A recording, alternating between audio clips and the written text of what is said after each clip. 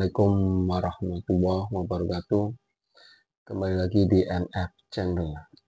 Jadi gue tuh nemu video dari IG. Aslinya gue males kalau ngomongin tentang politik negara kita ya, kayak tai tau nggak. Sebelumnya gue tampilin dulu ya, saksikan bro. You boleh merdeka, tapi you miskin. Rakyat penyakitan, rakyatmu bodoh. Tapi jangan khawatir, saya punya uang. Sekolahkan rakyatmu, bikin pembangunan, saya kasih utang. Ya kan?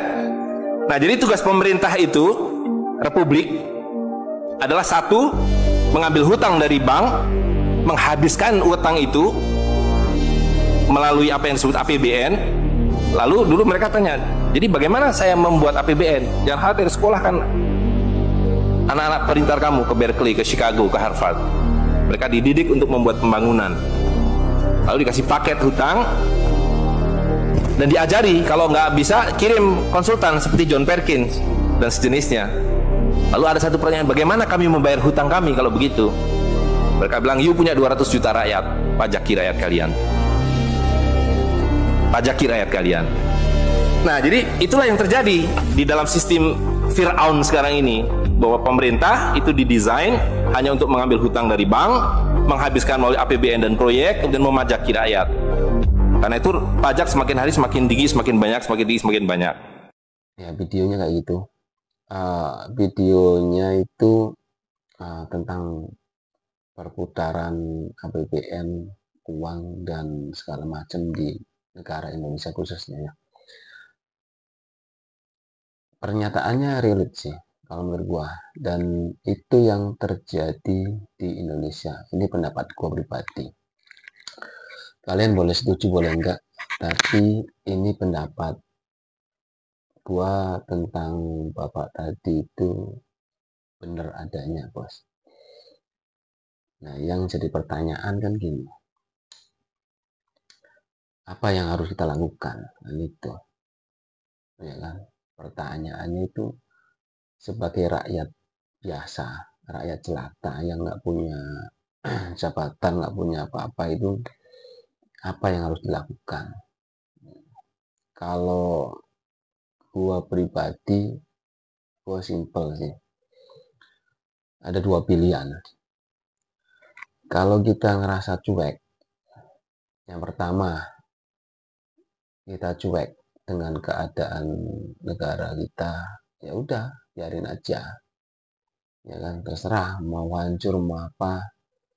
Semuanya pernyataan Pak Prabowo waktu kampanye kemarin, Indonesia akan hancur tahun 2030, itu ya kalau masih kayak gini ada benernya, ya kan. Dan yang kedua,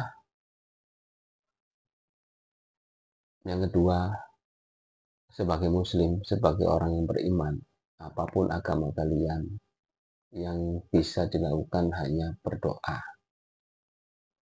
Ini pendapat gua ya. Kalian boleh setuju boleh enggak, tapi gua punya anggapan gini, khususnya muslim ya, 220 juta rakyat Indonesia, taruh muslimnya 180 juta orang, ya kan, dan 180 juta orang itu berdoa di waktu-waktu habis sholat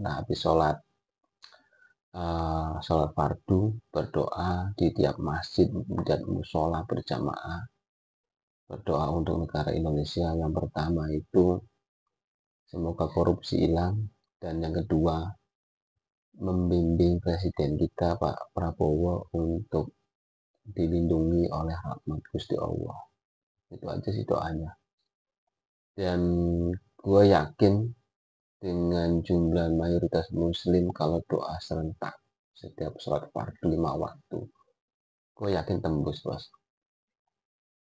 Karena masa iya doa 100, taruhlah 150, taruhlah 100 juta orang, masa yang nggak tembus?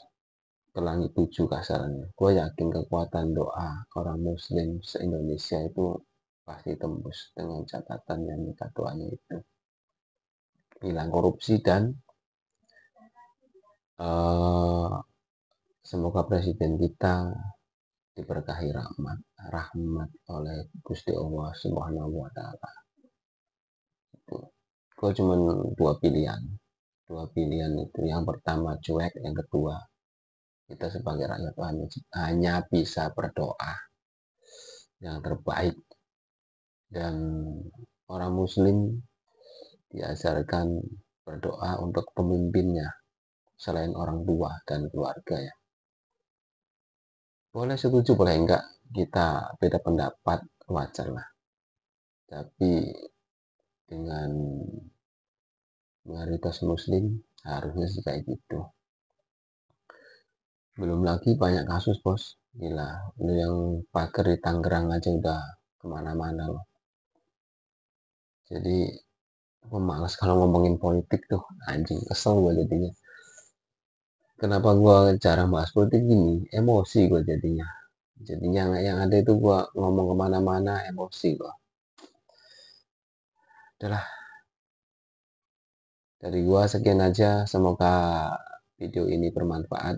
Ingat, untuk kaum muslim dan muslimat di luar sana, kita punya kekuatan doa dengan jumlah muslim terbesar di Indonesia bos ya.